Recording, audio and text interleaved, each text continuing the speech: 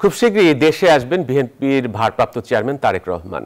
তার ফেরার দিন জনজোয়ারে গোটা বাংলাদেশের চেহারা বদলে দিতে চায় বিএনপি, এমন মন্তব্য করেছেন দলটির মহাসচিব মির্জা ফখরুল ইসলাম আলমগীর। তফসিলের মধ্য দিয়ে নতুন বাংলাদেশ তৈরির পথ সৃষ্টি হবে বলেও মন্তব্য করেন তিনি।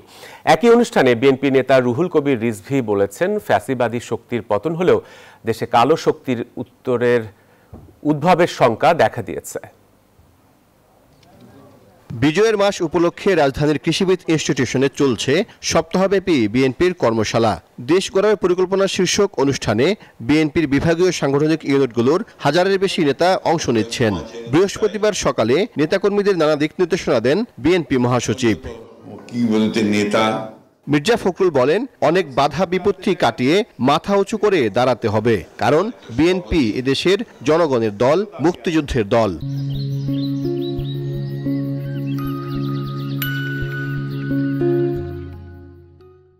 আজকেই আপনার নির্বাচনের তফসিল ঘোষণা হবে।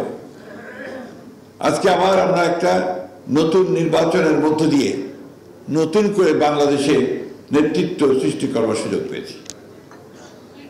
আমরা সুযোগ পেয়েছি যে আজকে জনগণকে সঙ্গে নিয়ে আমরা বাংলাদেশে এমন একটি প্রতিনিধিত্বশীল পার্লামেন্ট গঠন করব, যে পার্লামেন্ট বাংলাদেশে একটা নতুন দিগন্তের দিকে নিয়ে যাবে।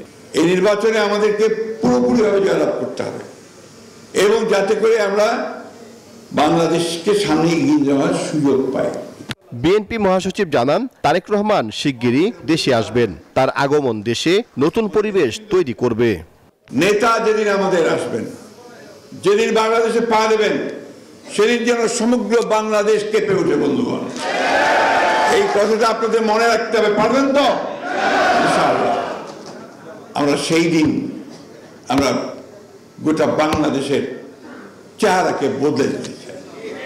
আমরা সামনের দিকে এগোতে চাই, প্রগতির দিকে এগোতে চাই। বাংলাদেশকে আমরা বাংলাদেশকে একটা মর্যাদার আসনে প্রতিষ্ঠিত করবার জন্য আমাদের নেতার যে চিন্তা ভাবনাটাকে বাস্তবায়িত করার জন্য আমরা সামনের দিকে এগিয়ে যেতে চাই। অনুষ্ঠানে বিএনপির সিনিয়র যুগ্ম মহাসচিব রুহুল কবির রিজভী বলেন, দেশকে এগিয়ে নিতে গণতান্ত্রিক সরকারের বিকল্প নেই।